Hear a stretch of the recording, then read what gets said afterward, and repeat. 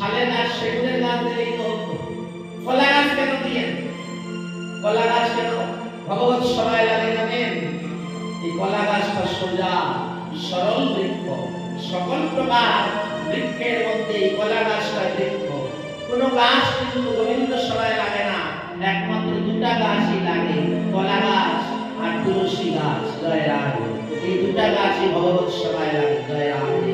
এই কলা গাছকে দেখে মহাপ্রভু বলছেন, ওই দেখো কলা গাছটা একদম সোজা।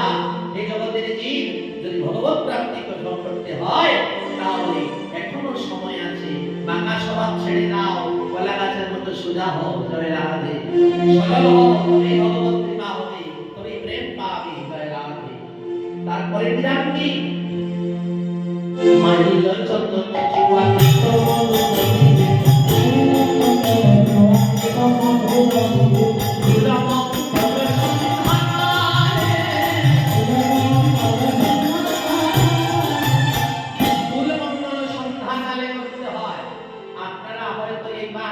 বিলম্ব হয়ে গিয়েছে, আগামী বছর চেষ্টা রাখবেন সন্ধ্যাকালে মঙ্গল করা। জয় রাধে।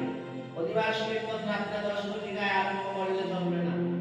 অধিবাস কীর্তন 7 ঘটিকার সঙ্গে সঙ্গে বা 8টার ভিতরে আরম্ভ যদি হয়ে যায়, কীর্তনে আনন্দ হয়। অধিক রাত্রে হলে ভক্তরা বসতে চায় না, ঘুমে টানে, ঘরে গিয়ে কতক্ষণে ঘুমাবে, চলে যায় আসর থেকে উঠে। তাই 7-8 ঘটিকায় যদি অধিবাস আরম্ভ হয়, ভক্তরা তাকে বিধান পালন করা হয়, এতে আমাদের কীর্তনের বিশেষ করে আনন্দ হয় যদি আসলে ভক্তরা থাকে। জয় রাধে। জয় নিতাই।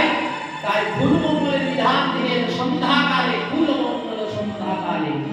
তাই শুনিয়া প্রভুর কথা পৃথিবী বলিল যথা, তাই উপহার আনন্দ আসে। শোনে হরি হরি বলে, হরি বলে